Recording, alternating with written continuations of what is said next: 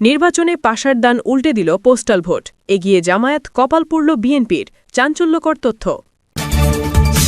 এবার বিএনপির সাথে গোপন সমঝোতা শেখ হাসিনার, বিএনপি সরকার গঠন করলে ফিরবেন দেশে, ভারতের সংবাদ মাধ্যমে চাঞ্চল্যকর তথ্য ফাঁস।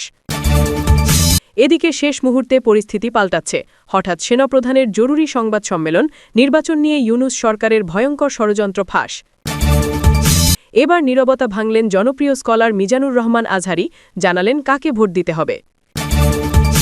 এবং সবশেষে দেখবেন বিএনপিকে চাঁদাবাজের দল বলে আখ্যায়িত করলেন রুমিন ফারহানা, তারেক রহমানের কঠোর হুঁশিয়ারি। এতক্ষণ শুনছিলেন সংবাদ শিরোনাম, এখন থাকছে বিস্তারিত। একটি সাধারণ খাম, একটি ডাকঘর আর হাজার হাজার মাইল দূরে থাকা একজন মানুষ, এতেই কি ভোটের ফল পাল্টে যেতে পারে? আপনার কি তাই মনে হয়, নাকি আপনি ভাবছেন বিশাল মিছিল, গরম স্লোগান আর মাইকিং ছাড়া ভোটের লড়াই সম্ভব নয়? যদি তাই ভেবে থাকেন তবে আপনার ধারণা ভুল, পুরোপুরি ভুল। আপনি হয়তো জানেনই না এবারের নির্বাচনে আপনার এলাকার এমপি কে হবেন সেই সিদ্ধান্ত হয়তো ইতিমধ্যেই হয়ে গেছে হাজার মাইল দূরের কোনো এক প্রবাসে কিংবা কোনো অন্ধকার জেলখানার কুঠুরিতে।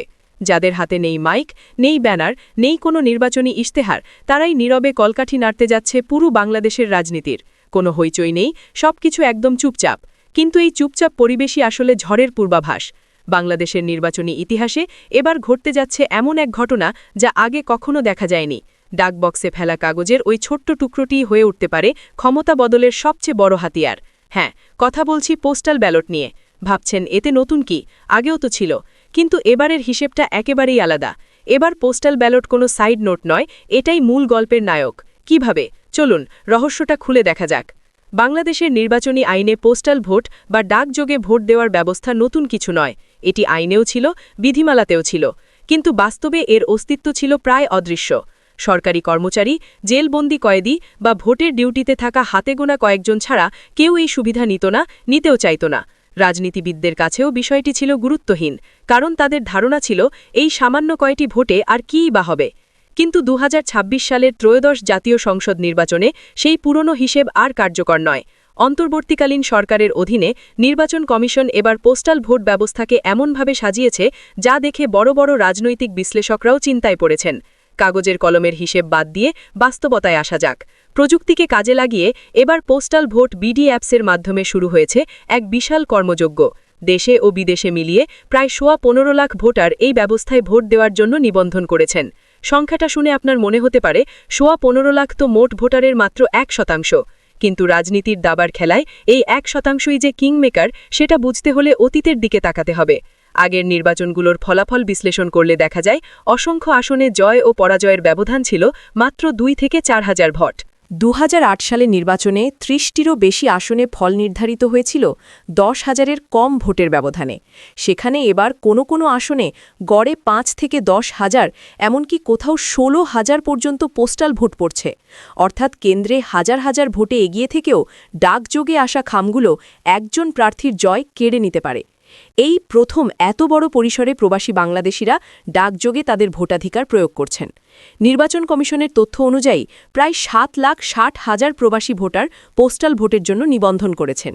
এরই মধ্যে ৭,৬৬,০০০-এর বেশি ব্যালট পেপার বিদেশে পাঠানো হয়েছে, যার মধ্যে ৫,১৮,০০০ ভোটার ইতিমধ্যে পেয়েছেন। ভাবুন দৃশ্যটা, সৌদি আরব বা মালয়েশিয়ার কোনো শ্রমিক ক্যাম্পে কিংবা ইউরোপ আমেরিকার ব্যস্ত শহরে বসে একজন বাংলাদেশি নিজের পছন্দের মার্কায় সিল দিচ্ছেন। সামনে কোনো ক্যাডার নেই, নেই কোনো ভয়ভীতি। সম্পূর্ণ স্বাধীন সিদ্ধান্তে তিনি ভোট দিচ্ছেন। ইতিমধ্যে ৪,৫৮,০০০ প্রবাসী ভোটার ভোট প্রদান সম্পন্ন করেছেন এবং ৪,০১,০০০ ব্যালট জমা পড়েছে সংশ্লিষ্ট দেশের ডাকবক্সে। এখন শুরু হয়েছে সেই ব্যালটগুলোর উল্টো যাত্রা, বিদেশ থেকে বাংলাদেশে ফেরার পথচলা। ইতিমধ্যে ১,৪৪,০০০-এর বেশি ব্যালট দেশে পৌঁছেছে।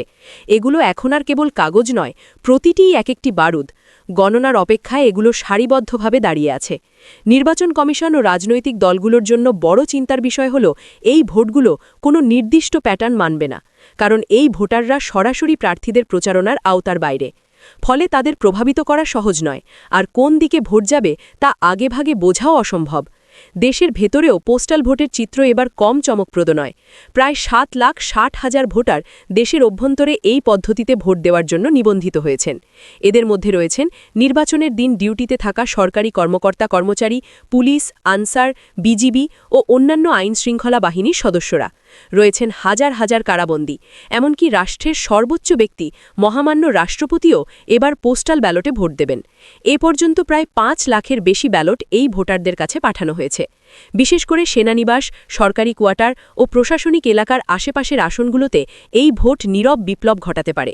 নির্বাচন কমিশনের হিসাব অনুযায়ী 18টি আসনে পোস্টাল ভোটারের সংখ্যা 10,000-এর বেশি। ফেনীর 3টি আসনেই এই সংখ্যা 16,000 ছাড়িয়েছে।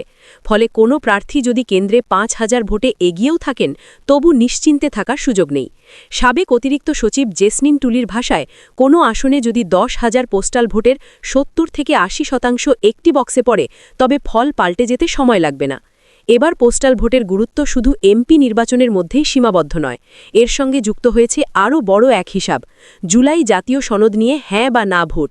এখানে সিদ্ধান্ত হবে আসন ভিত্তিক নয়, বরং পুরো 300 আসনের মোট ভোটের যোগফলে। সংবিধান সংশোধন, দ্বিকক্ষ বিশিষ্ট সংসদ, উচ্চকক্ষে আসন বণ্টন, রাষ্ট্রের কাঠামো বদলের চাবিকাঠি লুকিয়ে আছে এই পোস্টাল ব্যালটগুলোর ভেতরেই। তবে শঙ্কাও কম নয়, অভিযোগ উঠেছে কিছু ব্যালট প্রার্থিতা চূড়ান্ত হওয়ার আগেই পাঠানো হয়েছে। সামাজিক যোগাযোগ মাধ্যমে ছড়ানো কিছু ভিডিওতে রাজনৈতিক নেতাদের হাতে বস্তা ভর্তি ব্যালট দেখা গেছে। যদিও সেগুলোর সত্যতা যাচাই করা কঠিন, তবুও এসব দৃশ্য মানুষের মনে সন্দেহ তৈরি করছে। আন্তর্জাতিক পরিসংখ্যান বলছে, বিশ্বে গড়ে 24% পোস্টাল ব্যালট নষ্ট হয় বা গন্তব্যে পৌঁছায় না। বাংলাদেশেও কি তেমন কিছু ঘটবে? নিয়ম অনুযায়ী ভোটের দিন বিকেল 4:30-র মধ্যে ব্যালট রিটার্নিং কর্মকর্তার কাছে পৌঁছাতে হবে। ডাক বিভাগের দেরি বা লজিস্টিক সমস্যায় যদি অনেক ব্যালট সময়মতো না আসে, তবে সেই ভোট গণনায় পড়বে না। তখন প্রশ্ন উঠবে, এই বিপুল ভোটারের ভোটাধিকার কি মূল্যহীন হয়ে যাবে? সংস্কার কমিশনের প্রধান বদিউল আলম মজুমদার পুরো ব্যবস্থাকে একটি ব্ল্যাক বক্সের সঙ্গে তুলনা করেছেন। অ্যাপ, ট্র্যাকিং সব ডিজিটাল হলেও মাঝখানের কিছু ধাপ এখনও অস্পষ্ট। এই অস্পষ্টতায় সন্দেহের জন্ম দিচ্ছে। তবুও একটি বিষয় দিবালোকের মতো স্পষ্ট, বাংলাদেশের নির্বাচনী সংস্কৃতিতে বড় পরিবর্তন এসেছে। রাজপথের মিছিল আর কেন্দ্র দখলের যুগ পেরিয়ে এবার আলোচনায় এসেছে ডাকবাক্সের শক্তি। পোস্টাল ভোট নীরবে নিভৃতচারী ঘাতকের মতো হাজির হয়েছে। কেউ বুঝতেই পারেনি কখন এটি এত বড় শক্তিতে পরিণত হল। এখন প্রশ্ন একটাই, এই নীরব শক্তি কার পক্ষে যাবে? শেষ হাসি হাসবে কে? হাজার মাইল দূর থেকে আসা খামগুলো কি কোনো দলের ভাগ্য খুলে দেবে, নাকি সব হিসেব ওলটপালট করে নতুন ইতিহাস রচনা করবে? উত্তর মিলবে ভোটের দিন বিকেলেই। তবে এটুকু নিশ্চিত, এবার আর শুধু কেন্দ্র পাহারা দিলেই চলবে না, নজর রাখতে হবে ডাক পিয়নের ব্যাগের দিকেও। কারণ এবারের নির্বাচনে বজ্রপাত আকাশ থেকে নয়, হবে ডাকঘর থেকে।